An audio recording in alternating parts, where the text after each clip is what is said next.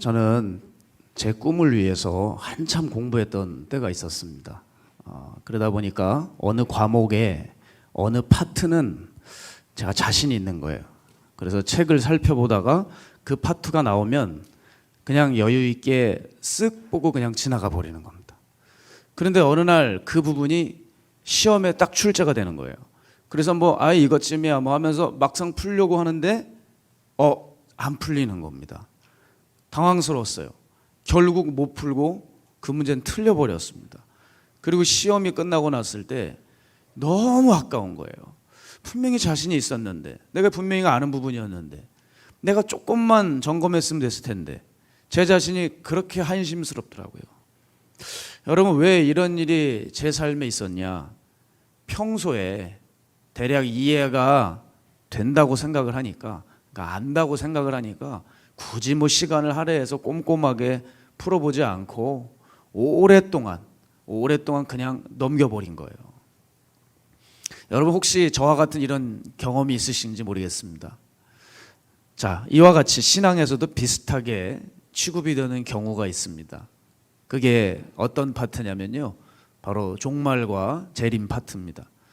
우리는 불신자들보다 분명히 교회에 오면 참 많이 듣고 배워서 잘 알고 있어요. 그리고 이 땅의 마지막 때에 일어날 일들에 대해서 상세히 잘 알고 있습니다. 그 종말의 징조들은 이거다. 그리고 그러고 난 후에는 만왕의 왕권 가지신 재림 예수님이 오셔서 신부를 데리고 올라가신다. 우린 너무나도 잘 알아요.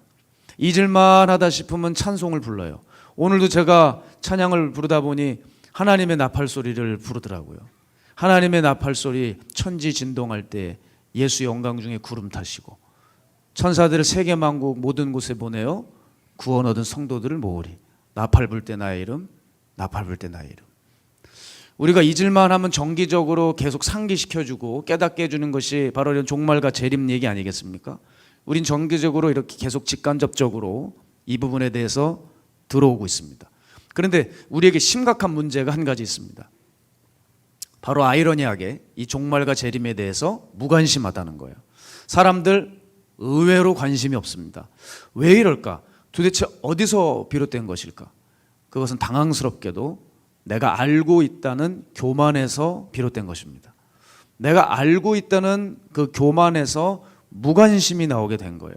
그래서 사람들이 마지막 때나 재림에 대한 대처나 준비가 실질적으로 없어요. 자, 요즘 지구촌 소식이 속속들이 들려오고 있는데 전부 다 심상치 않은 이야기들로 가득 차 있습니다. 우리가 한두 건 등장하면 그걸 우연이라고 말할 수 있겠지만 이건 우연이라고 하기에는 너무 빈번합니다. 그죠? 지금 전 세계의 기후변화와 더욱 빠르고 강력해진 기상이변 때문에 정말 곳곳에 대혼란이 일어나고 있어요. 자, 미국 서부는요, 1200년 만에 최악의 가뭄으로 인해 댐과 저수지가 말라붙었습니다. 올 여름 영국과 프랑스, 독일은 기록적인 폭염을 말해줬죠. 최근 독일에서는 오랜 가뭄으로 라인강이 말라버렸습니다. 영국, 프랑스, 스위스는 수돗물이 부족할 정도였어요. 또 지난해 7월에 독일과 벨기에는 100년 만에 대홍수로 사람들이 죽었습니다. 유럽 전역에 강수위도 기록적으로 낮아졌는데요. 이탈리아, 스페인, 포르투갈 역시 1200년 만에 가뭄이 찾아왔습니다. 중국도 양쯔강이 말라서 80만 명이 식순환을 겪고 있고 해외에서 투자했던 공장들이 지금 가동을 멈춘 상태예요. 작년 6월경에는 북미 태평양 연안에서 폭염으로 인해 수억 마리 바다 생물이 떼죽음을 당했고요. 에티오피아, 케냐, 소말리아 등은 지난 봄부터 시작된 수십 년 만에 가장 심한 가뭄으로 인해 가축이 떼죽임 당했고 아동이 200만 명이 아사당하기 직전인 상황에 처했습니다.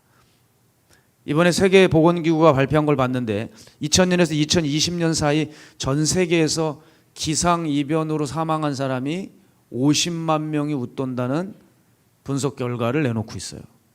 우크라이나 전쟁은 아직도 진행 중이고 이젠 주변 국가들과의 전쟁으로 번져갈 위험도 도사리고 있습니다.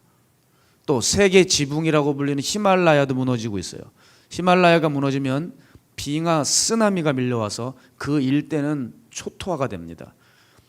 히말라야를 중심으로 포진되어 있는 나라는 파키스탄, 네팔, 부탄, 중국, 인도 이런 나라들인데 히말라야가 무너지면 어마어마한 피해가 있을 것으로 예상이 됩니다. 지구온난화 현상은 또 말할 것도 없겠습니다. 전 세계적으로 해수면이 상승하고 있는데 21세기 말에 지금부터 한 78년 남은 거예요. 앞으로 해수면이 1.1m 상승할 것으로 예상하고 있어요. 근데 제가 그 전문 기후 보고서를 봤는데 우리나라도 만약에 해수면이 1.1m 영향권으로 들어오게 되면 우리나라 침수 예상 지역을 발표했더라고요. 서해안, 남해안 전 지역이 물에 잠기는데 특히 인천이 물에 잠긴다는 거예요. 당연하지 않겠습니까? 바다를 끼고 있으니. 근데 인천에서 어디가 잠기냐? 영종도가 대부분 잠긴답니다. 그리고 인천시에서 물이 가장 많이 잠기는 지역은 송도, 신시가지 지역이라고 발표를 했어요. 그러니까 만약에 정말 해수면이 1.1m 상승했을 때 78년 뒤에는 나는 이제 좀 있으면 죽을 건데 이렇게 마음 편하게 계시면 안 되는 거예요. 우리 아이들 어떡하라고요? 예? 우리 아이들이 노인이 됐을 때 송도에 살면 물에 잠기는 거예요. 그러니까 해수면이 올라가지 않길 우리는 바라야 되죠. 그리고 때 아닌 한국에 수해를 입었는데 하필 어디가 입었어요? 수도를 강타했어요. 우리나라 수도를. 강남이 물받아야 될 줄 누가 알았겠습니까? 대한민국 서울이라고 하는 수도가 형편없이 뚫렸습니다. 이제 여러분 오늘 4일이죠? 내일 모레면 역대급 태풍 흰남노 맞죠? 흰놈의 골짜기가 지금 북상하고 있다고 합니다. 2003년의 매미보다 2016년 차바보다 더 센 강력한 역대급 태풍이 올라오고 있다고 해요. 시속 150km 초강풍이 부는데 10m의 파도가 도시를 덮친대요. 지금 부산은 초긴장 가운데 만발의 준비를 다 하고 있더라고요. 부디 국민들과 많은 크리스찬들이 인명피해나 재산피해가 없길 기도하고 있습니다. 자, 전문가들은 이런 기상이변은 기후변화 때문이라고 지적을 하고 현 상황에 대해서 과학적이고 합리적인 이유를 들고 있습니다. 틀린 말이 아닙니다. 맞아요. 그런데 여러분, 우린 그것 가지고는 안 되는 거죠. 그렇죠? 더 알아야 됩니다. 이제 주님께서 시작을 하셨구나. 정말 이 땅이 마지막 시간표를 향해 전속력으로 달려가고 있구나. 이제 땅의 끝이 오고 있구나. 이게 이제 정말 주님께서 다시 오시겠구나. 신부를 데리러 오는 신랑의 발자국 소리가 이제 점점 커져가는구나. 정말 성경에 주님 말씀하신 대로 그대로 되어가고 있구나. 우리는 깨달아야 되는 거예요. 그죠? 그런데 문제는 우리에게 더욱 현실로 다가온 마지막 때의 징조들 앞에서 정말 피부로 와닿는 이 현실 앞에서 무관심하고 있는 거예요. 왜 그럴까요? 알고 있다는 교만 때문입니다. 이제는 누워있다가도 이게 뭐지? 하면서 정신을 차리고 주섬주섬 일어나서 이렇게 앉아서 이러고 가만히 봐야 되는데 여전히 팔 개고 이러고 누워있는 거예요. 아직도 무방비 상태인 경우가 대다수입니다. 그럼 왜 긴장해야 될 때 이렇게 무방비 상태로 관망하고 있느냐? 첫 번째 이유는 뭘까요? 다시 말씀드리지만 늘 들어 익숙해졌습니다. 그래서 다급하질 않아요. 자, 우리가 처음에 진짜 복음을 들었을 때 어때요? 한 번 구원은 영원한 구원인 줄 알았는데 그게 아니구나. 한 번 해병은 영원한 해병이지 거기다 왜 구원을 갖다 끼워 붙이는지 모르겠어요. 그죠? 교회 나온다고 해서 다 구원받는 게 아니구나. 나더러 주여 주여 한다고 구원받는 게 아니구나. 하나님 뜻대로 행해야 구원받는구나. 나 이렇게 살다 지옥 갈 수 있겠구나라는 진리의 말씀을 들었어요. 그 말씀 들었을 때 여러분 얼마나 두려워하면서 서둘러 믿음을 점검을 했습니까? 그런데 계속 듣다 보니 어떻게 돼요? 계속 듣다 보니 두려워하는 거예요. 떨립니다. 그래요? 계속 듣다 보니 두려워 떨어요? 네? 한 두 분 지금 깊이 묵상하고 계시는데 그렇게 되는 거예요. 어느새 그냥 그런가 보다 하면서 넋놓고 쳐다보고 있는 거예요. 또한 우리가 이렇게 관망하게 된 두 번째 이유는 뭘까요? 종말과 재림이 지금은 아니라는 생각 때문입니다. 이게 치명타죠. 이게 치명타. 지금 당장은 아니라는 생각이 강한 거예요. 이런 얘기 벌써 10년 전부터 들었던 얘기야. 호들갑 떨 거 없어. 이런 아니란 생각에 대책을 세우질 않아요. 그러면 지금이 아니면 나중에는 이런 사태들을 심각하게 여기고 민감하게 받아들일까요? 절대 아니라는 거예요. 지금 못 받아들이는 사람은 나중에도 못 받아들여요. 왠지 아세요? 그게 그 사람이에요. 그 사람 기질이라서. 재림 한 달 전에도, 이 땅에 종말 한 달 전에도 동일하게 전혀 긴장감 없이 프리하게 살아갈 겁니다. 사람에겐 정말 못된 것 한 가지가 있는데요, 이건 못된 것 정도가 아니라 악한 거예요. 그냥 모든 것 삼라만상이 다 그러려니 합니다. 그저 그렇게 살아가려고 합니다. 그래서 미지근해지는 거예요. 주님은 분명히 라오디게아 교회를 향해 이렇게 말씀하셨어요. 계시록 3장 16절이죠. 내가 이같이 미지근하여 뜨겁지도 아니하고 차지도 아니하니 내 입에서 너를 토하여 버리리라. 주님은 이렇게 말씀하시는데 마지막 때의 징조들이 보이고 분명히 깨달아 아는데도 그냥 그저 자기 선에서 규정을 해버리고 그저 그러려니 하며 사는 그런 무관심, 이거 심각한 죄입니다. 오늘 우리에게 이런 죄 있다면 회개해야 됩니다. 그러나 내 수준에서 생각하는 것처럼 뭐 그러려니 하는 게 정말 그렇습니까? 실상에 정말 그러던가요? 주님 오늘 뭐라 그러세요? 이 모든 것은 재난의 시작이야 말씀하시는 거예요. 여러분, 시작이 벌써 된 거라니까요. 이런 거는 이렇게 터부시하는데, 만일 몸에 암 한 번 생겼다고 생각해 보세요. 암이 시작됐다고 생각해 보세요. 아마 다들 난리가 날 겁니다. 그런데 이제 인류를 심판할 마지막이 시작이 되었다는데, 작게는 개인의 종말이 다가오고 있는데 그러려니 하고 산다는 거, 이거 정말 황당한 일 아니냐는 거예요. 또 사람들은 요즘같이 실용주의 시대를 통과하고 있다 보니까 얼마나 현실적이고 합리적이고 과학적이고 이런 것들을 따지고 좋아하는지 몰라요. 그런데 그렇게 현실적인 거를 운운하면서 정작 우리 인간에게 가장 현실적이고 실제적인 준비를 안 합니다. 바로 심판과 재림 말이에요. 그리고 얼마나 사람들이 이 성경을 고문서 취급하는지 모릅니다. 그러나 지각이 있는 사람이라면 성경 보면서 정말 깜짝 놀랄 거예요. 정말 주님 말씀하신 대로 그대로 진행이 되고 있구나. 주님은 명명백백히 말씀하시는 거예요. 이 모든 일에 놀라지 마라. 재난이 시작이 되었다. 그런데 여러분, 이 말씀을 어떻게 보시냐는 거예요. 그냥 마냥 두렵고 떨리는 말씀, 혹은 늘 들었던 말씀, 가만 보면요, 이 말씀만큼 배려의 말씀이 없습니다. 그 어떤 비밀보다 계시보다 이것만큼 성도들에게 고마운 말씀이 어디 있을까? 전 그렇게 생각해요. 왜냐하면 우리의 마지막과 끝을 지켜주는 말씀이기 때문에. 아멘을 해보시기 바랍니다. 관심이 없어요. 그래서 이런 재림 설교할 때마다 걱정이 돼요. 관심이 너무 없으실까 봐. 우리의 마지막과 끝을 예비시켜 준다고 하는데 너무 고마운 말씀 아닙니까? 네? 처음은 다 잘해요. 다 은혜 받을 때는 다 뒤집어지고 다 선교 나갈 것 같고 다 순교할 것 같아요. 근데 끝에가 중요하죠. 끝에 가서 어떤 형태로 있느냐, 끝을 책임져 주기 위해 주님이 이 말씀 주셨다고요. 그런데 불신자들은요, 재난이 시작되어 막 쏟아질 때 지금 어때요? 지구촌에 수많은 사람들이 갈 바를 알지 못해서 우왕좌왕하고 있습니다. 그러나 우리에게는 계시되었습니다. 시작이지 끝이 아니야. 휘말릴 것 없어. 당황할 필요 없다.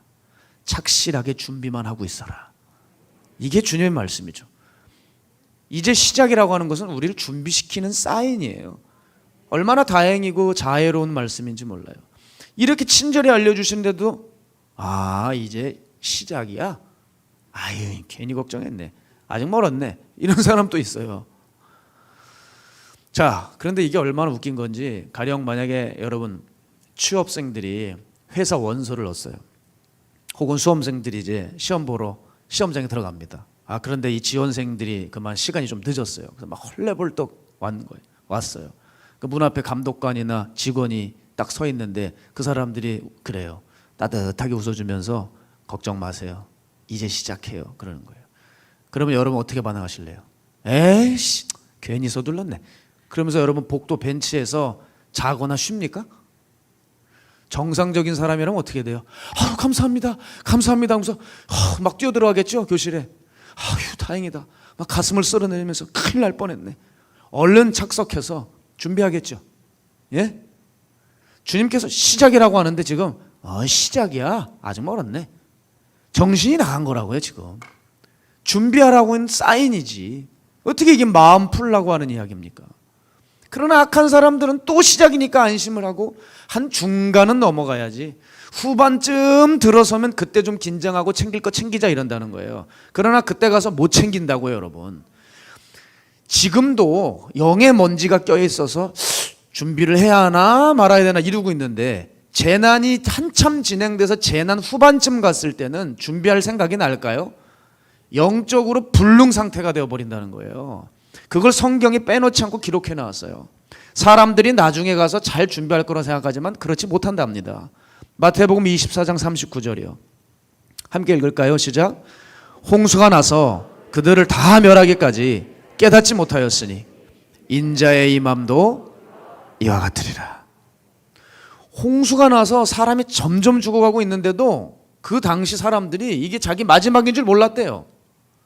자기가 이제 물에 잠겨 죽을 때만 저 노아 할아버지가 맞았네 이렇게 생각한 거예요. 자기가 죽어야지만 깨닫는, 마치 도살장에 끌려가는 짐승이 자기가 어디로 끌려가는지 모른 채, 자기를 죽이려고 하는 칼날이 목에 들어서자 그때 깨닫는 짐승처럼 다 죽을 때가 돼야 사람들이 깨닫는다는 거예요. 그게 노아의 때만이 그런 게 아니라 뭐라 그러시죠? 인자의 임함에도 그러하리라. 주님 오실 때도 그렇대요. 멸망 당할 때야 내가 죽는 건 아는 거예요. 그러니까 나중에 준비할 수 있을 것 같지? 절대 천만에. 너희들 영이 얼마나 둔해지는지 아니? 아무것도 그날에 깨닫지 못할 거야. 주님 말씀하시잖아요. 그러니 세상이 다 끝장이 나고 천상과 공중과 막 생태계가 흔들리고 재림 예수님을 볼 때 그제서야 두려워서 이를 갈고 영벌을 받는 거예요. 마태복음 24장 51절. 어미 때리고 외식하는 자가 받는 벌에 처하리니 거기서 슬피 울며 이를 갈리라. 지옥 형벌을 맞이하게 된다는데 놀라운 것은 여러분 여기서 주목해야 될 게 있어요. 외식하는 자가 받는 벌이래요. 재림을 준비하는 자들이 받는 벌이 외식하는 자가 받는 벌. 이게 무슨 말이냐? 이 처벌 대상이 불신자라기보다도 이중적으로 살아가는 교인들이라는 거예요. 나더러 주여 주여 하는 자들이 받는 벌이래요. 지옥벌이. 그러니까 외식하는 자가 뭐예요? 교회에서는 거룩한 척하지만 집과 밖에서는 세상 속으로 세상적인 삶을 사는 이중적인 자들이 받는 그 벌을 재림을 준비하지 않는 자들이 받는다는 거죠. 따라서 여러분, 이제 우리는 종말과 재림에 대해 안다고 하는 생각을, 이 교만한 마음을 버리고 정말 안다면 준비를 할 줄 알아야 아는 겁니다. 그럼 우리는 이제 무엇을 해야 하나? 재난의 시작은 선포됐어요. 이제 시작됐습니다, 여러분. 마지막 때는 이미 시작이 된 거예요. 마지막 때가 오겠지가 아니라 이미 시작됐다고요. 왜 아직도 마지막 때가 언제 오나 그러겠어요? 왔어요, 여러분. 빨리 영의 눈을 떠서 눈을 뜨세요, 여러분. 영의 눈을 뜨세요. 마지막 때가 왔어요. 그럼 이제 우린 뭘 해야 되나? 재난의 시작 뒤에 나타나는 일들을 대비하고 있어야 된다. 재난이 시작이 됐어요. 그죠? 온 세상에 뭐 전쟁과 기근과 지진이 일어나고, 그 다음에 이제 갑자기 재난의 시작 선언이 빵빠레가 울리고 난 후에 그 다음에 일이 터지는데, 그것을 이제 9절부터 12절까지 요약하고 있어요. 재난 뒤에 맨 먼저 오는 거 첫 번째, 신앙의 위협이 온다는 거예요. 9절 함께 읽겠습니다. 시작. 그때 사람들이 너희를 환난에 넘겨주겠으며 너희를 죽이리니 너희가 내 이름 때문에 모든 민족에게 미움을 받으리라. 아멘. 내 이름 때문에 핍박당한다. 여러분, 차별금지법을 그래서 좌시하시면 안 돼요. 이게 신호탄 아니겠어요? 이것부터 시작해서 우리의 신앙을 점점 법과 제도로, 이 현대사회에 맞게 법과 제도로 올가매서 처벌당하는 거예요. 성경대로 주님 말씀대로 하면 핍박당하는 세상. 그뿐만 아닙니다. 우리 일상에서 사사건건 예수님의 예자만 나와도 이제 사람들이 눈에 불을 켜고 쳐다보고 핍박해요. 이번에 코로나 터졌을 때도 보십시오. 우리가 교회에 다닌다는 이유만으로도 괜히 미워하는 거 아니에요. 제가 길튼교회 있을 때 그 교회에 있다 보니까 배달 음식을 시켜 먹어요.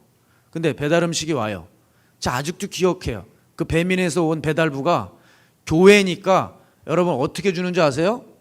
밥을 여기요 하면서 뭐 카드, 그게 아니라 이렇게 하더라고요. 그래서 이 사람이 지금 뭐하, 이렇게 자기 걸릴까 봐 충격을 받았어요. 그때부터 교회에서만 나오면 앞에 신문사부터 해가지고 빌딩에 있는 사람들이 다 이러고 눈을 흘기는 거예요. 그때 무슨 생각했는지 아세요? 아, 앞으로 가면 갈수록 종말이 다가오면 어마어마한 일들이 있겠구나. 주님이 말씀하셨으니까요. 가족도 원수잖아요. 원수가 여러분 집안에 있다고 주님 그러셨잖아요. 예수 믿는 것 때문에 얼마나 핍박이 심한지 모릅니다. 그래서 지금도 제 전화통에 불이 나요.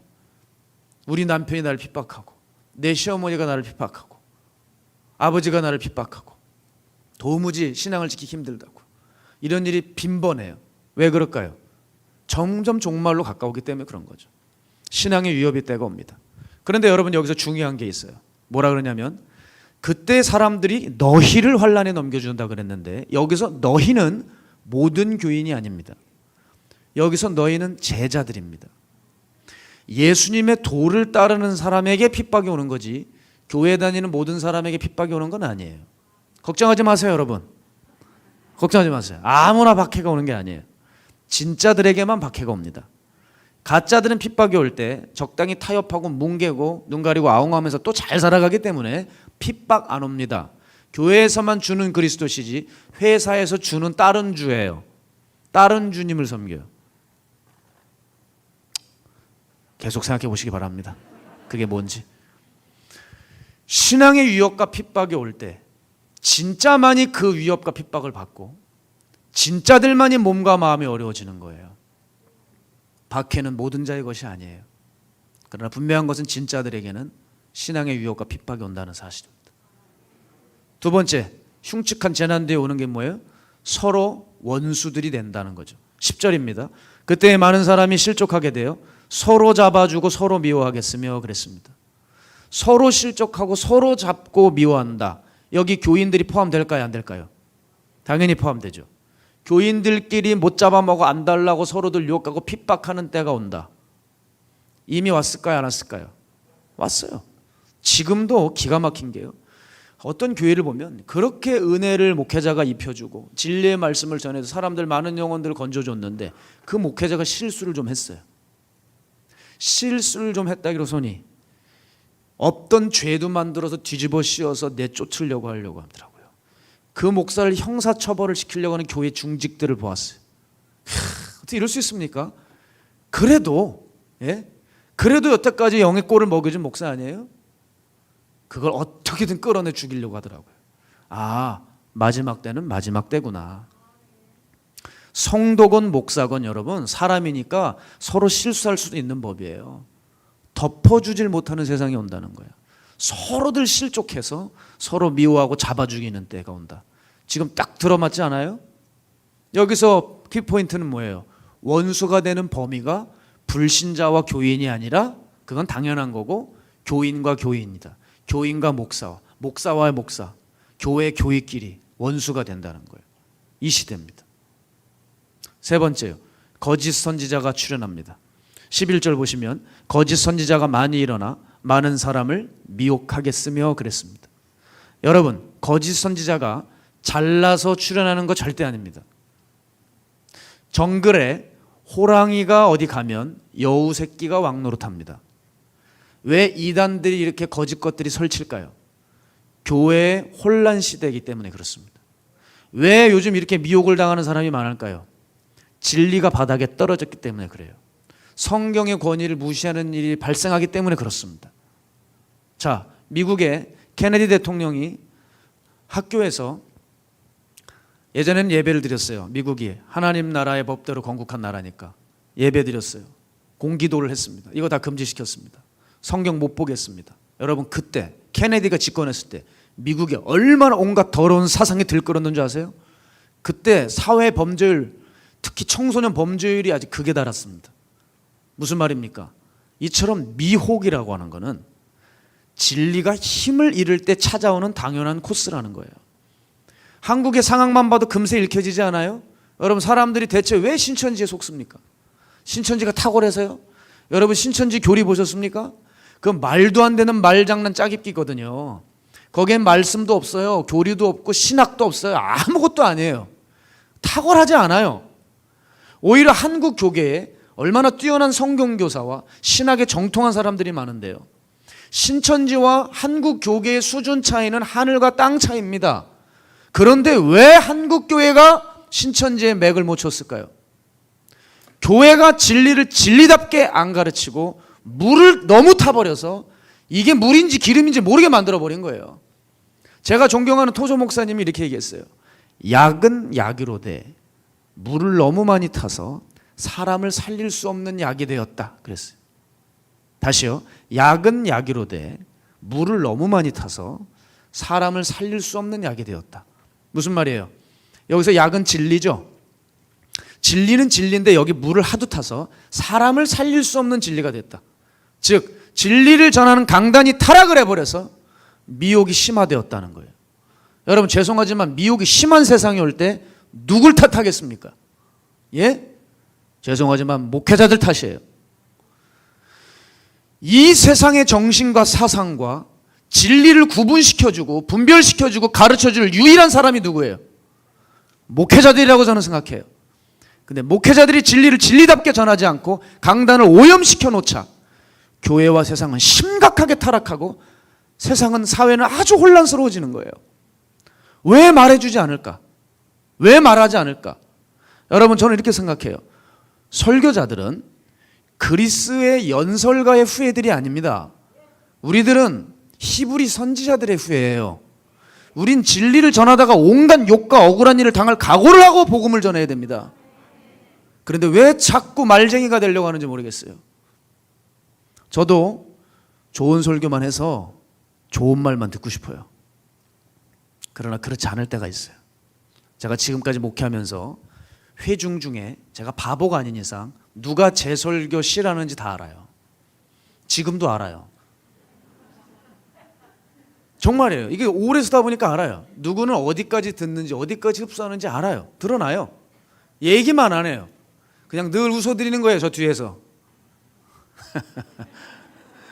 아니에요, 몰라요, 여러분. 근데 제가 목회했던 그곳은 알아요.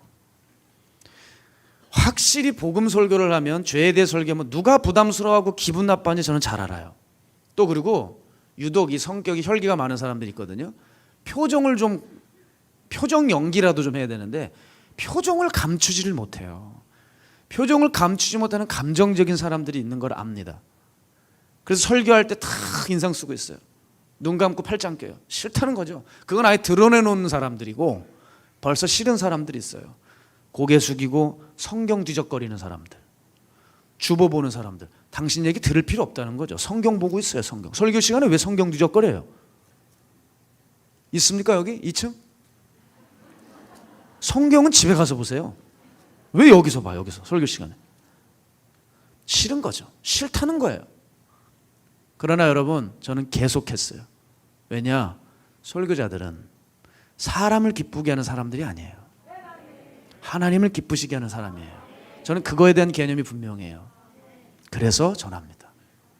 적어도 미혹이 오는 세상을 막으려면 교회가 진리를 진리답게 외쳐줘야 돼요. 근데 강단이 무너진 세상이 왔다. 강단이 무너진 세상. 네 번째요. 사람들의 사랑이 식어집니다. 사람들의 사랑. 너무 성경을 많이 넘겨가지고 다시 찾아야 되네. 가만히 있어봐. 어디야? 네, 왔습니다. 사람들의 사랑이 식어지는데요. 12절 보겠습니다. 불법이 성함으로 많은 사람의 사랑이 식어지리라. 무슨 말이냐 여러분? 사람을 믿을 수 없는 세상이 온다. 사랑이 식어져 버리면 냉랭해지는 거예요. 완전히 계산적이고 이치만 따지는 세상이 온다는 거예요. 그래서 서로에 대해서 흉이 보이면 큰일 나는 거예요. 이제 갖다 찍기 때문이죠.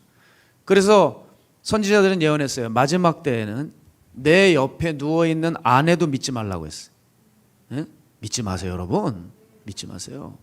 25년 동안 그렇게 살던 부부가, 예?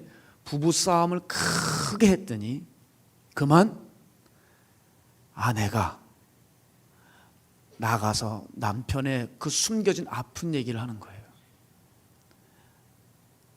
이거는 비밀스러운 얘기이기 때문에 하여간 사람을 죽였어요. 작은 아이를 죽였는데 그걸 얘기하더라는 거예요. 화가 나니까.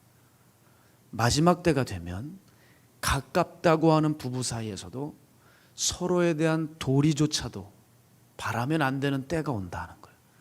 그 이유는 명시를 해놨어요. 성경이 친절하죠. 불법이 성함으로라 그랬어요. 불법이 성함으로. 여러분, 불법이 뭡니까? 하나님의 법을 거부하는 생활 방식이 판을 치는 때가 온다는 거예요. 하나님을 대적하는 문화, 하나님을 대적하는 정신, 가르침들이 만연한 세상에 오면 사람들은 자연스럽게 방종하게 되고 사람 안의 영이 다 죽어버려서 하나님의 마음과 뜻을 전혀 알지 못하는 지경에 이른다는 거예요. 그로 인해 한 가지 나타나는 증상이 사람이 귀한 줄 몰라요. 사람을 사람으로 못 보는 겁니다. 여러분, 하나님이 지으신 피조물 중에 으뜸이 뭐예요? 여기 내려가시다가 서리는 하실 수 있어요. 그죠? 남의 거. 근데 제발 남의 건 쉽게 어떤 애일지 모르겠지만 사람을 함부로 다루면 안 돼. 마지막 때가 오면 이미 왔죠. 종말이 가까울수록 사람들이 인격을 인격으로 바라보지 못하고 이용 가치가 있느냐, 활용 가치가 있느냐, 거래 가치가 있느냐를 따지는 거죠. 이것이 바로 사랑이 완전히 식어진 상태입니다. 여기서 사랑을 보면 아가페라고 적혀 있어요. 아가페가 완전히 무너지는 세상이 온다. 즉 하나님의 사랑도 찾아보기 힘든 세상이 올 정도로 인간들이 하나님에 대한 사랑을 잃어버리고, 당연히 하나님을 사랑하지 못하니 이웃을 어떻게 사랑하겠습니까? 이웃도 전혀 사랑할 수 없는 지경에 이른다. 그만큼 사람을 사람으로 못 본다는 거예요. 그게 벌써 지금 이 땅에 왔는데 첫 번째 나타나는 증상이 뭘까요? 음란이에요. 음란. 음란은 한 사람을 인격을 인격으로 보지 못하는 거죠. 그 한 개인을 착취 대상으로 보는 겁니다. 여러분, 엠번방 사건 아시죠? 예? 그 조주빈인가 뭔가 하는 그놈이 했던 그 못된 짓들이요. 지금 엠번방 사건보다 더 악랄한 사건이 터졌다 그러죠? 여자 청소년 6명이 비참하게 처참하게 당했대요. 경찰들이 경악을 하고 샅샅이 지금 조사를 하고 있습니다. 보십시오. 음란은 뭐예요? 인격을 인격으로 못 보는 거예요. 그러니 어떤 일이 또 두 번째 증상이 나타날까요? 살인. 한 개인의 인격을 부여하지를 않아요. 그러니까 자기 기분 나쁘면 벌레 죽이듯이 죽여버리는 거예요. 인간의 존엄성은 눈을 씻고 찾아볼 수 없습니다. 그래서 여러분이 뉴스를 틀면 툭 하면 사람 죽이는 얘기 아니에요? 이게 종말이 점점 가까워서 그래요. 세 번째, 왜 갑자기 느닷없이 공산주의가 판을 칩니까? 공산주의의 근간은 유물론이죠. 여러분 아시다시피 유물론이 뭐예요? 유물론은 간단히 말해서 사람을 사람으로 보지 않고 물질로 봐요. 그러니까 공산주의자들은 가차없이 사람들을 다 죽여버리는 거예요. 예? 마오 사람 죽이는 거 보세요. 일성이 사람 죽이는 거 보세요. 엄청나잖아요. 공산주의는 사탄주의예요. 왜 이럴까? 인간을 인간으로 볼 수가 없어요. 서로에 대한 사랑이 식어져 가는 거예요. 그렇기 때문에 점점 가면 갈수록 공산주의에 대한 그 정서를 공감하게 됩니다. 이 시대가 그거 아니에요? 왜 갑자기 김일성을 찬양하는 또라이들이 나타날까요? 왜 느닷없이 니네 할아버지 할머니 다 죽인 그 자를 왜 도대체 왜 찬양하는데? 저 도무지 이해할 수 없어요. 북한을 찬양하는 사람들. 저 소망이 뭔지 아세요? 가끔 기도해요. 산에서 하나님, 저것들 저렇게 북한을 좋아하면 헬리콥터로 그물에 싸가지고 북한으로 보내버리면 어떨까요? 가라 이거예요. 가라. 왜 여기 와가지고 그래요? 제 마음이 느껴지세요? 아니 비행기, 아니 헬리콥터 좀 그런가? 전부 비행기 빌려가지고 대한항공 칼 빌려서 보내주자고요. 그냥 보내주자고요. 저 나란 일 하는 사람들부터 다 보내주자고. 그렇게 북한이 좋으면 가 살아. 여기서 그러지 말고. 왜 그러냐고. 우린 싫다고. 왜 몇 소수들이 그 자기 주장을 인 대다수를 그렇게 교육을 시키고 자기 뜻대로 끌고 나가려고 하죠? 가라 이거예요. 가라. 종말의 때가 오면 이 모든 것이 일어나는 거예요. 이 모든 것이 지금 이 시대에 일어나잖아요. 어디서 찾을 시대도 아닙니다. 앞으로 기다릴 시대도 아닙니다. 바로 지금입니다. 불법이 성한 이 시대. 하나님을 대적하는 시대, 하나님의 법이라고 하면 치를 떠는 시대, 이 시대가 결국 낳을 수 있는 열매는 죄의 열매밖에 없습니다. 그러니 준비하고 대처하고 있어야죠. 이런 일이 있은 후에 주께서 오신다는 것을 주님 말씀하셨어요. 그리고 그거를 아주 현실적으로 구체적으로 말씀하셨어요. 주님이 이런 분이에요. 누군가는 데려감을 당하고 누군가는 버려둠을 당할 것이다. 그러면서 그 사회, 한 개인이 어떻게 그 사회에서 살아가는 그 일상 속에서 하나님께서 부르시는 그 장면을 기록해 놨어요. 그게 마태복음 24장 40절에서 41절 아닙니까? 함께 읽을까요? 시작. 그때에 두 사람이 밭에 있음에 한 사람은 데려가고 한 사람은 버려둠을 당할 것이요. 41절이요. 두 여자가 맷돌질을 하고 있음에 한 사람은 데려가고 한 사람은 버려둠을 당할 것이니라. 아멘. 이런 일이 벌어지니 준비하고 대처하고 있으랍니다. 그리고 이 말씀을 반복적으로 해요. 어떤 말씀을요? 잘 들어보세요. 마태복음 24장 42절입니다. 시작. 그러므로 깨어 있으라. 어느 날에 너희가 주가 임할는지 너희가 알지 못함이니라. 44절이요. 이러므로 너희도 준비하고 있으라. 생각하지 않은 때에 인자가 오리라. 50절이요. 생각하지 않은 날 알지 못하는 시각에 그 종의 주인이 이르라. 아멘. 아니 주님이 도대체 한 장도 아니라 요 짧은 지면에 계속 반복적으로 강조하시는 게 있어요. 여러분 학원에서 계속 강조하는 건 뭐예요? 시험 문제 낸다는 거잖아요. 이거 반드시 이루어진다는 거예요. 계속 반복적으로 얘기해서 사람들이 이 부분에 대해서 기억을 하라는 거예요. 놓치지 말라는 거예요. 그게 뭐예요? 이 지금 세 구절이 반복적으로 말씀하는 주안점이 뭐예요? 강조점이 어느 날에 오는지 알지 못한다는 거잖아요. 너희들이 전혀 생각하지 못한 때 온다는 거예요. 그것도 주님이 이렇게 세 번이나 강조했는데도 사람들이 못 알아먹는 것 같으니까 우리 주님 너무 친절하셔. 뭘 빗대서 설명하죠? 도둑이 찾아오는 것을 빗대서 설명하시잖아요. 주님이 이 부분 절대 잊으면 안 돼. 너희들 그 사람들의 눈높이에 맞춰주는 거예요. 왜냐하면 유대 사회 때 도둑이 너무 많았어요. 현대 사회처럼 방범 시스템이 잘 돼 있지 않으니 도둑에 대한 피해가 너무 많은 거예요. 준비를 해놨다고 하더라도 당하는 거예요. 그러니까 그 사회의 상을 다 아시고 주님이 말씀하시는 거예요. 도둑이 이만같이 너희들이 알지 못하는 시각에 생각지 못하는 때에 내가 오리라. 그러니 깨어있으라. 그럼과 동시에 우리는 또 하나의 확실한 개념을 잡을 수 있습니다. 그것은 바로 준비입니다. 준비. 여러분 그럼 준비는 뭘까? 준비의 본질이 뭘까? 그걸 아셔야 돼요. 준비의 본질은 너무 간단합니다. 재림입니다. 여러분 준비의 본질은 재림이에요. 우리 신앙인들이 신앙생활을 시작하는 순간 영적으로 준비를 해야 된다고 하죠. 더도 말고 덜도 말고 딱 이겁니다. 준비하는 기간은 언제까지인가요? 주님 오실 때까지입니다. 그때까지입니다. 그럼 준비하는 수준은 어느 수준까지 준비를 해야 될까요? 주님을 맞이할 수 있는 수준까지입니다. 즉 내가 너를 안다고 말씀하시는 수준까지만 준비하면 된다는 거예요. 목사가 알아준다, 리더가 알아준다, 세상이 알아준다가 아니라 주님만 알아주시면 된다는 거예요. 그 준비를 해라. 그 준비를 쓸데없는 준비하지 말고. 그러면 너희들이 이제 앞으로 준비할 때 사람에게 보일 필요 전혀 없다. 너희들이 뭘 해도 드러낼 것 전혀 없다. 어차피 내가 오면 감추인 것들을 드러낼 거야. 어두운 것을 광명한 빛으로 알릴 거야. 그러니까 구태여 알릴 필요 없다. 그날에 내가 다 드러낼 거다. 그러니 너는 나에게만, 내 눈에만 들으면 된다. 준비는 이렇게 하는 거예요. 준비의 본질은 재림이고요. 준비 기간은 주님이 오시는 날까지고, 준비하는 수준은 주님만 아시는 수준까지만 하면 됩니다. 그래서 여러분 저는 이 사실을 알고 삶이 단순해졌어요. 여러분 저도 사람이니까 보이고 싶지 않겠어요? 이게 점점 사라져요.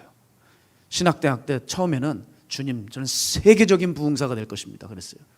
세계적인 부흥사, 무슨 세계적인 부흥사야. 주일날 설교 한 편이라도 제대로 해라. 그렇게 쓰임받고 유명해지고 싶고 했지만 여러분 이젠 정말 그런 꿈들이 주님이 하시지만 정말 없어요. 주님이 날 알아주시면 되고, 산에서 주님께서 내가 너를 사랑해, 그 음성만 들어주시면 돼요. 내가 너와 함께해. 그거면 저는 정말 충분해요.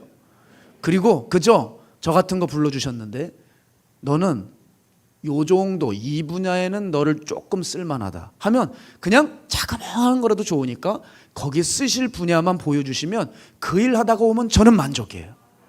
너는 청소만 하다 와라. 오케이. 사람들 신방만 하다 와라. 오케이. 넌 설교만 하다 와라. 오케이. 예전에는 종으로서 5만 가지 다 하고 싶었어요. 그런데 이게 점점 없어져요. 사실 좀 철이 든 거죠. 막상 해봤거든요.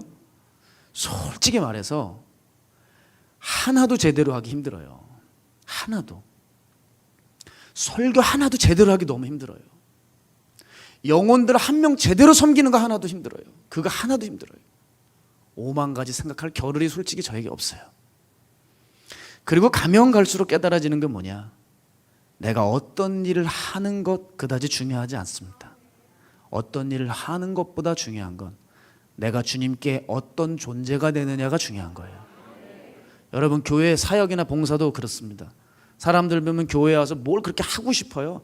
뭘 그렇게 숲지기를 하고 싶고 리더를 하고 싶고 뭘 빼꼼내요? 나 시켜달라고. 죄송합니다. 그 사람만 안 시켜요, 제가. 그리고 뭘 이렇게 하려고 애쓰지 마세요. 뭘 너무 그러지 마세요. 그게 중요한 게 아니잖아요. 내가 많은 일을 교회에서 하고 있어요. 교회에서 중요한 직책을 맡겨줬어요. 그게 내가 주님께 인정받는 존재입니까? 내가 주님께 인정받는 존재가 아닌데 그 많은 일과 칭찬과 인정이 무슨 소용이 있냐는 거예요. 우린 무엇이 중요한지를 깊이 깨달아야 합니다. 그래서 이제 지금 우리는 우리 눈에 보이는 이 전쟁과 기근과 지진과 사방에서의 어려움, 이 흉측한 재난의 시작, 이것과 함께 지금 앞으로 재난 뒤에 벌어질 모든 일들을 살펴봤습니다. 이런 일들을 요약적으로 살펴드렸는데 그럼 결론은 뭐냐? 이런 흉측한 재난 뒤에 나타난 이런 어려움들, 그 어려움들이 온 후의 결론이 뭐냐? 부정적이고 암담하고 자포자기하고 싶어지는 것들이냐? 그렇지 않습니다. 주님의 결론은 언제나 소망적입니다. 언제나 역전입니다. 13절이 그걸 보여주는 것입니다. 주님의 결론 뭡니까? 13절. 그러나 여러분이 접속사를 기억하세요. 그러나입니다. 어떤 일이 앞에 있건 간에 얼마나 숨막히고 얼마나 고통스럽고 얼마나 인내를 수반해야 되는 일이 있을지 모르겠지만 그러나 주님의 결론 그러나 끝까지 견디는 자는 구원을 얻으리라. 아멘. 결론을 잘 내려야 돼요. 그 고생해서 죽었다? No. 그러나 끝까지 견디는 자는 구원을 받는다. 이제 이 결론을 잘 분석해야 되겠습니다. 이 결론의 강조점은 끝까지가 아니라 구원입니다, 여러분. 우리 신앙의 가장 중요한 결론은 여러분이 여차저차하고 어떤 산전수전이 있어도 구원입니다. 우리에게 구원받는 게 가장 중요해요. 그 구원을 이루어내려면 끝까지, 그 끝까지가 뭐예요? 주님 오실 때까지, 그때까지 준비하라는 거예요. 성경은 구체적으로 얘기했어요. 끝까지, 주님 오실 때까지 견디라는 거예요. 그럼 견디라는 게 뭐예요 도대체? 그죠? 단순히 버티는 겁니까? 아니면 이겨먹는 겁니까? 아니면 숨는 겁니까? 헷갈리지 않으세요? 견디는 게 뭐야 도대체? 신앙의 핍박이 오고 같은 편이 공격을 하고 미혹이 오고 냉정한 인간 세계가 오고 지금 말씀드렸잖아요. 지금까지 그런 모든 것들이 올 때 그냥 그 속에서 이 악물고 버티는 걸까요? 이 더러운 세상 더럽다 그래서 숨으면 되는 건가요? 그게 견디는 겁니까? 대체 뭐예요 대체 견디는 게? 헬라어로 보게 되면 직역을 해드릴게요. 이렇게 써 있어요. 뭐뭐 아래에 계속해서 남아있다는 거예요.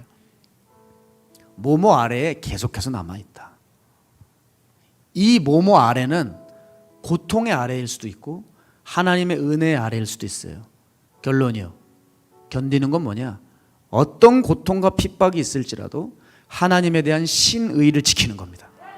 어떤 환경과 상황이 몰려와도 흔들림 없이 고민 없이 주님을 선택하고 따르는 거예요. 고통을 감수하면서까지도 어린 양이 어디로 이끌든지 따라가고 하나님의 법을 고수하는 것, 이게 견디는 거예요. 그냥 이악 물고 버티는 게 아니에요. 억지로 힘겹게 서 있는 게 아니에요. 견딘다는 건 때로는 초연하게 세상 난리가 나도 혼자 평화로운 사람처럼, 때로는 초연하게 세상을 관망하고, 때로는 담담하고, 때로는 강렬하게, 때로는 진하게, 때로는 겸손하게, 하나님에 대한 분명한 태도로 초지일관 신앙의 절개를 지키고 나아가는 거, 그게 견디는 거예요. 오늘 주께서 이 사람 찾으십니다. 그 사람 여러분 되기를 주의 이름으로 축원합니다. 힘들고 어렵습니다. 정말 주님 안 계시는 것 같은 순간이 올 수 있습니다.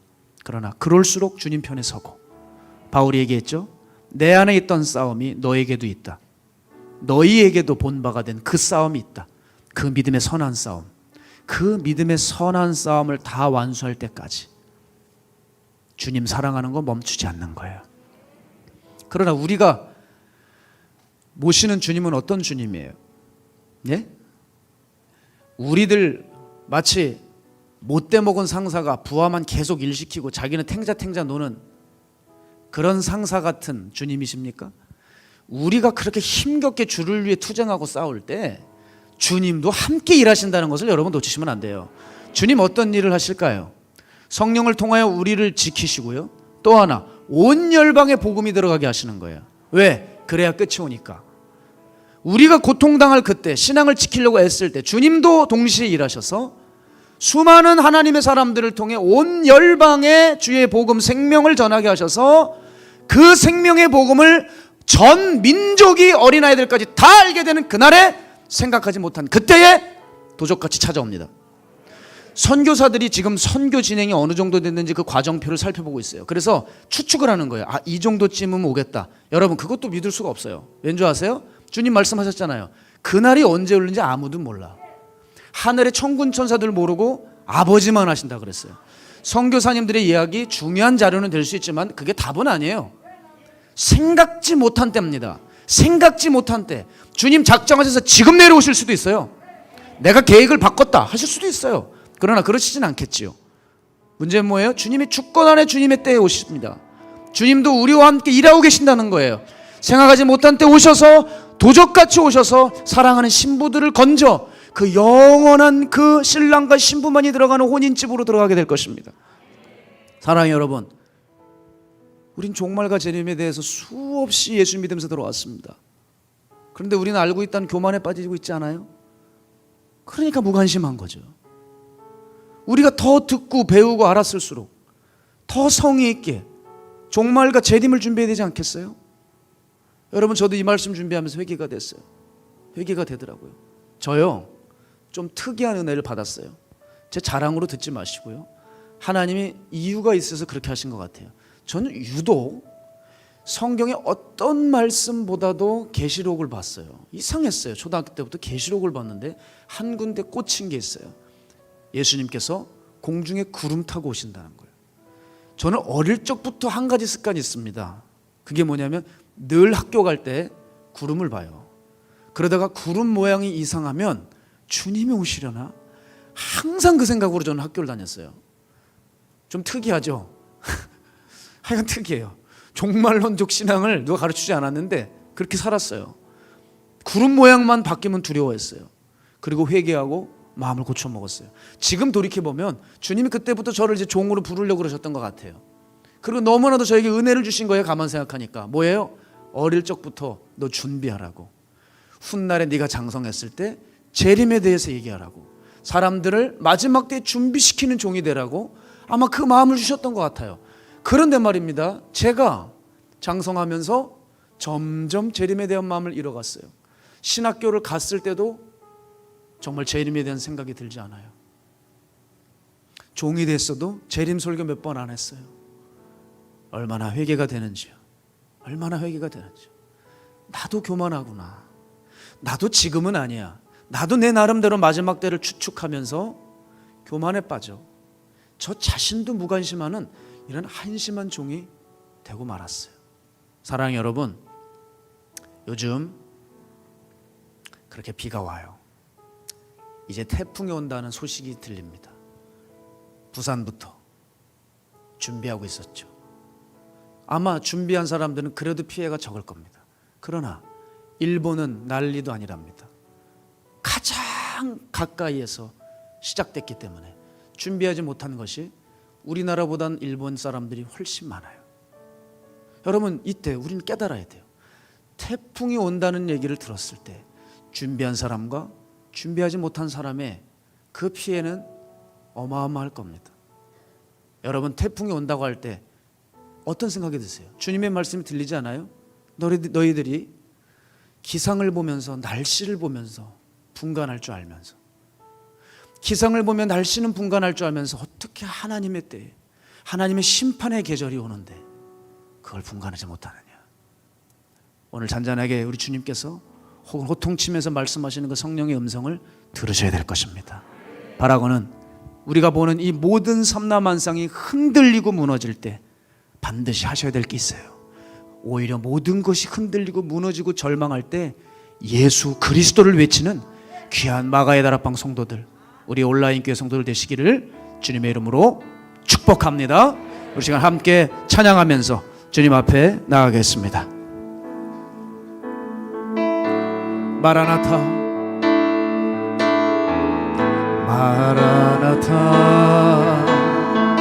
주 예수여 어서 오시옵소서 어서 오시옵소서 땅의 모든 뜻 모든 족속 주를 찬송하게 주를 찬송하게 하소서 마라나타 주 예수여 마라나타 주 예수여 아멘 어서 오시옵소서 모든 열방이 주께 돌아 춤추며 경배하게 하소서 우리 주님 다시 오실 길을 만들자 십자가를 들고 땅끝까지 우린 가리라 우리 주님 하늘 영광 온 땅 덮을 때 우리 땅 끝에서 여러분 이것이 우리의 신앙이 되어야 합니다. 마라나타 마라나타 아멘 주 예수여 마라나타 마라나타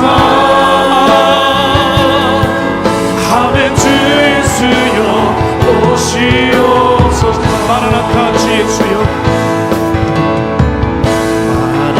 마라나타 주 예수여 어서 오시옵소서 어서 오시옵소서 땅의 모든 끝 땅의 모든 끝 모든 족속 주를 찬송하게 하소서 마라나타 주 예수여 마라나타 주 예수여 어서 오시옵소서 모든 열방이 주께 돌아 춤추며 경배하게 하소서 전심을 다해서 우리 주님 다시 오실 길을 만들자 십자가를 들고 땅끝까지 우린 가리라 우리 주님 하늘 영광 온 땅 덮을 때 우리 땅 끝에서 주를 맞으리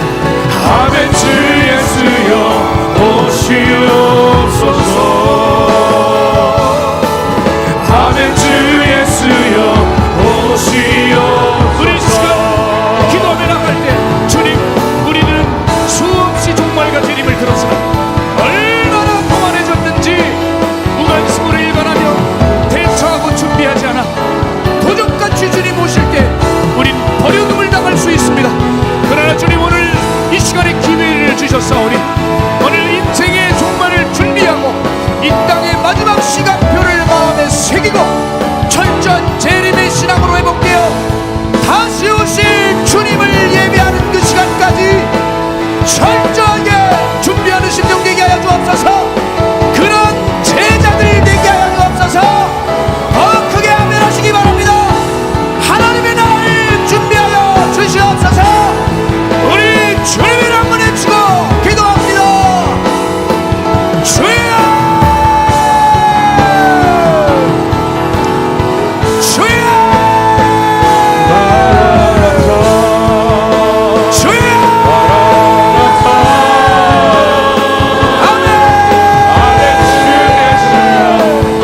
주 예수 어서 오시옵소서. 엘로이 스케일러 멜로이카 엘로이 스케일러 멜로이카.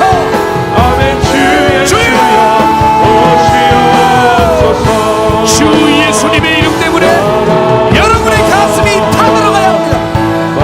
다시 오실 주 예수님 맞이할 준비로 감격하여 가슴이 타들어가야 합니다. 왜 여러분의 가슴은 미지근해졌습니까? 왜 여러분은 냉랭해졌습니까? 가슴이 타들어가야 합니다. 주여, 주 예수여 어서 오시옵소서. 주님 어서 오시옵소서. 여기 준비된 신부들이 있습니다. 등에 기름불 준비한 슬기로운 처녀들이 여기 있습니다. 주여, 데려감을 당하게 하여 주옵소서. 우리 마가의 나라 방송도 한 명도 버려둠을 당하지 않도록 주 예수님 다시 한번 우리의 힘을 주시옵소서. 스켈라멜로웨카 멜로웨는 스켈라웨카 에웰로웨 스켈라메카멜레스. 내 마음이 타들어가고 심장이 터질 것 같고 내 온몸의 세포들이 곤두서고 내 인생의 온 무게를 걸어버릴 만큼 가장 중요한 다시 오실 재림 예수이십니다. 주여, 내 모든 걸 걸어바쳐 주님을 맞이하게 하여 주시옵소서. 여러분, 이제 종말의 때는 가까이 옵니다. 마지막 때는 시작되었습니다. 여러분, 제발 눈을 뜨십시오. 마지막의 시간표 전 성령으로 종말을 향해 나아갑니다. 주여, 우리 다른 방송들을 깨어있게 해주세요. 철저히 준비하게 해주세요. 내가 너희들에게 도적같이 임할 거야. 내가 너희들에게 도적같이 임할 거야. 그러니 깨어있어야 한다.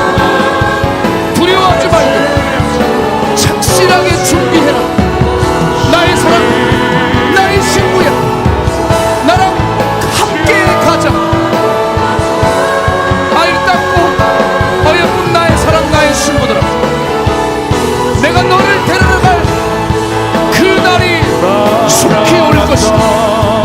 너를 만나러 가는 나의 발자국 소리를 들어 두 귀를 바짝 세우고 나의 움직임을 감지해라. 영적으로 민감해라. 새로운 날이 곧 도래한다. 이 땅 대단하고 하지만 삽시간에 불타버릴 바벨론 성이다. 순식간에 없어질 세상 땅이다. 보이는 것에 현혹되지 말고 안목의 정욕, 육신의 정욕, 이생의 자랑, 내 아들의 십자가에 못 박아버리고 만왕의 왕권 가지고 오시는 재림 예수를 준비할 준비를 채비를 꾸려라. 주여, 믿습니다. 우리의 손이 뜨거워지게 해주세요. 우리의 온몸이 성령으로 달궈 주소서. 우리의 인생이 오직 주님 재림의 때를 초점 맞추며 걸어가는 믿음의 일꾼들 되게 하여 주시옵소서. 주님 감사합니다. 주 예수여 오시옵소서. 마라나타 마라나타. 아멘. 주 예수여 오시옵소서.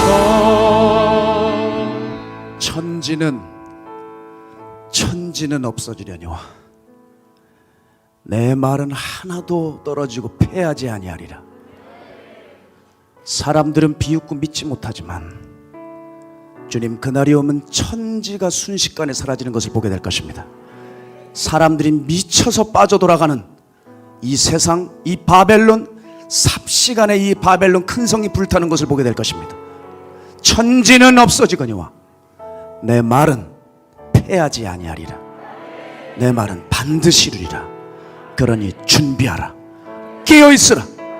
내가 내 사랑하는 신부를 찾으러 도적같이 내게 임할 것이다. 그때 버려둠을 당하지 말고 데려감을 당하여 혼인집에서 영원히 함께하자. 이것이 주님이 협박하신 말씀입니까? 그렇지 않다는 것을 주님 압니다. 우리를 준비시키는 얼마나 고맙고 얼마나 친절하고 얼마나 감사하고 얼마나 자애로운 말씀입니까? 우리를 얼마나 배려하는 말씀입니까? 세상 흔들릴 때 세상 사람들처럼 두려워하지 말고 당황하지 말고 휘둘리지 말고 가만히 앉아서 내 말을 기억하여 내가 했던 그 말을 기억하여 너희는 착실히 준비만 해라. 그날에 내가 너를 속히 데리러 갈 것이다. 내가 오늘이라도 너에게 가고 싶지만 한 영혼이라도 더 구원하기 위해 내가 참고 참는다. 하루를 천년같이 여기고 참는다. 속히 만나보고 싶구나. 그러나 내가 그날을 준비하고 있다. 사랑하는 주님, 주님의 음성을 듣게 하여 주셔서 자기 생활에 얽매이지 말고 세상 쳐다보며 안목의 정욕, 육신의 정욕, 이생의 자랑에 푹 빠져 십자가에 못 박아야 할 것들은 박지 못하고 가만히 있어도 될 것들은 잃어버리는 어리석은 우리들 되지 않게 하셔서 내가 너희를 데리러 올 텐데 그때 귀한 것으로 나를 맞이해라. 나를 사랑했던 진실, 거룩하게 살았던 그 거룩의 열매, 공의, 하나님을 사랑했던 그 말씀들, 그것을 가지고 나를 만나라. 주님, 그날이 속히 오겨납니다. 마라나타, 주 예수여, 어서 오시옵소서. 어서 오시옵소서. 여기 신부들이 기다리고 있습니다. 당신을 너무나도 사모합니다. 모든 것이 다 흔들릴 때에 예수만 외쳤던 사람들 여기 있을 것입니다. 하나님, 모든 것이 무너질 때 십자가만 붙들고 견디는 사람들 여기 있을 것입니다. 세상 말들은 귀에 담지 않고 주의 말씀, 영원한 말씀만 붙들고 살 주의 백성들 여기 있습니다. 하나님, 이 사람들 데리러 와 주시옵소서.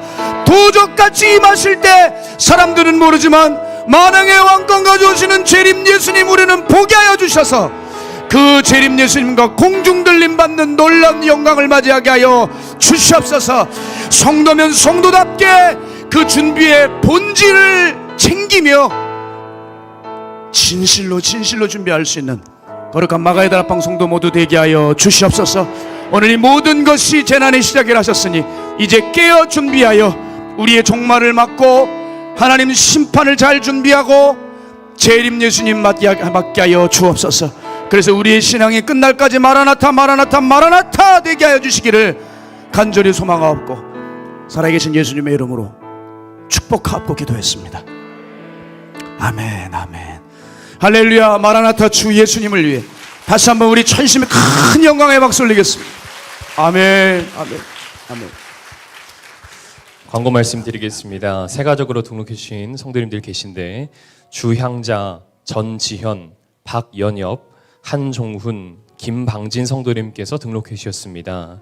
우리 함께 앉은 자리에서 환영의 박수 드릴까요? 환영합니다. 사랑하고 축복합니다.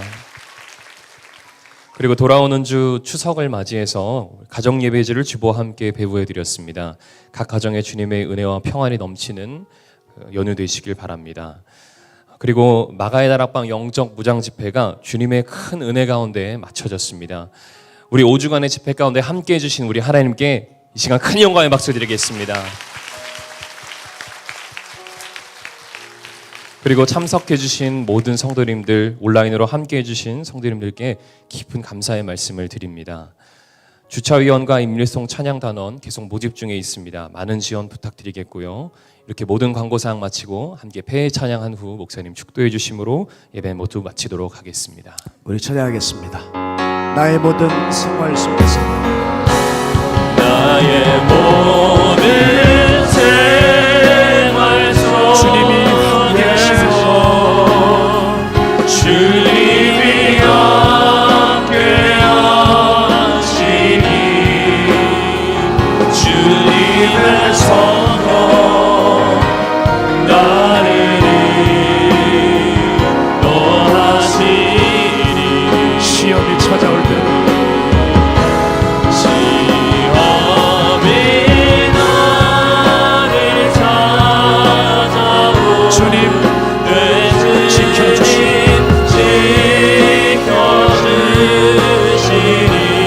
주님의 성령 주님의 성령 주님의 성령 나를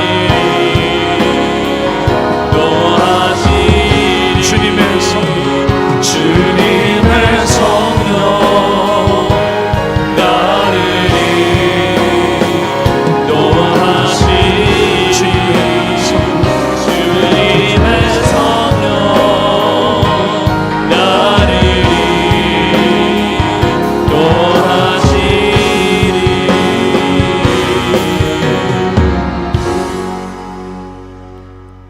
지금 이곳에 성부, 성자, 성령 살아계신 하나님의 사랑과 은혜와 사람을 거듭나게 하시는 능력이 이제 앞으로 모든 것이 흔들리고 무너질 그때에 다시 오실 재림 예수님 깊이 사랑해서 어떠한 일이 있어도 하나님의 법을 고수하고 신랑을 간절히 기다리는 주의 신부가 되기로 작정한 주의 백성들 머리 위에, 가정 위에, 직장 위에, 사업체 위에 이제로부터 영원토록 함께 하시기를 간절히 축복합니다.